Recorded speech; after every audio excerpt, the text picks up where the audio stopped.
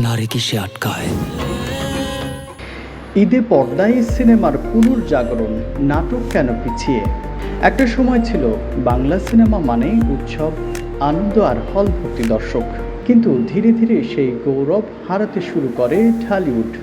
একের পর এক সিনেমা হল বন্ধ হয়ে যায়, দর্শক মুখ ফিরিয়ে নেয় বড় পর্দা থেকে। আসলে জন্মের পরেই তো শুরু হয় দমের খেলা। উৎসবকে ঘিরে মুক্তি পাওয়া অনেক সিনেমায় হয়ে ওঠে মানহীন।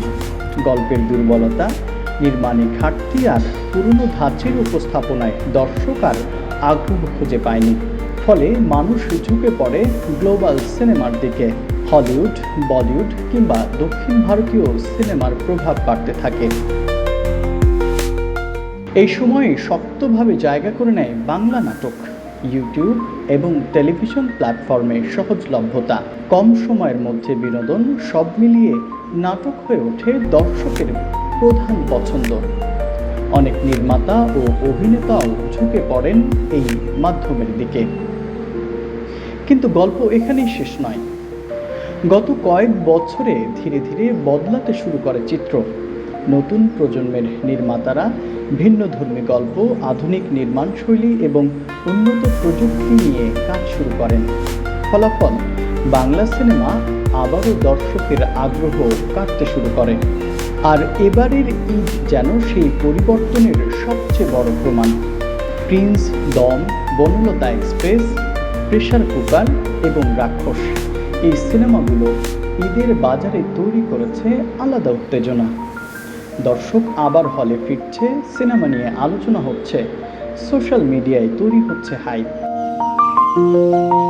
এই ঈদে নাটক তেমন একটা আলোচনায় নেই। এর পেছনে রয়েছে কয়েকটি বড় কারণ। প্রথমত, নাটকের গল্পে নতুনত্বের অভাব।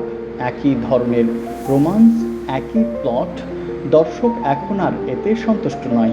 দ্বিতীয়ত, দ্রুত কন্টেন্ট তৈরির প্রতিযোগিতায় মান অনেক সময় উপেক্ষিত হচ্ছে। তৃতীয়ত, দর্শকের রুচির পরিবর্তন। তারা এখন চায় ভালো গল্প, ভালো নির্মাণ এবং বিভিন্ন অভিজ্ঞতা।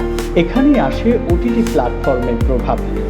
নেটফ্লিক্স, অ্যামাজন প্রাইম কিংবা দেশীয় ওটিটি, এই মাধ্যমগুলো দর্শকের সামনে খুলে দিয়েছে বিশ্বমানের কন্টেন্টের দরজা। ফলে দর্শক এখন অনেক বেশি সচেতন। তারা সহজেই ভালো আর খারাপের পার্থক্য বুঝতে পারে। ওটিটি শুধু দর্শকের রুচি বদলায়নি, বরং নির্মাতাদের জন্য তৈরি করেছে নতুন চ্যালেঞ্জ। এখন আর মানহীন কন্টেন্ট দিয়ে দর্শক ধরে রাখা সম্ভব নয়। বলা যায়, বাংলা বিনোদন ইন্ডাস্ট্রি একটি পরিবর্তনের মধ্য দিয়ে যাচ্ছে। সিনেমা আবার ঘুরে দাঁড়ানোর চেষ্টা করছে, আর নাটকের জন্য এটি একটি সতর্কবার্তা। যদি মান ধরে রাখা যায়, নতুনত্ব আনা যায়, তাহলে দুই মাধ্যমই সমানভাবে এগিয়ে যেতে পারবে। মুরসালিম সরকার, বিনোদন ডেস্ক, দৈনিক দৃষ্টি।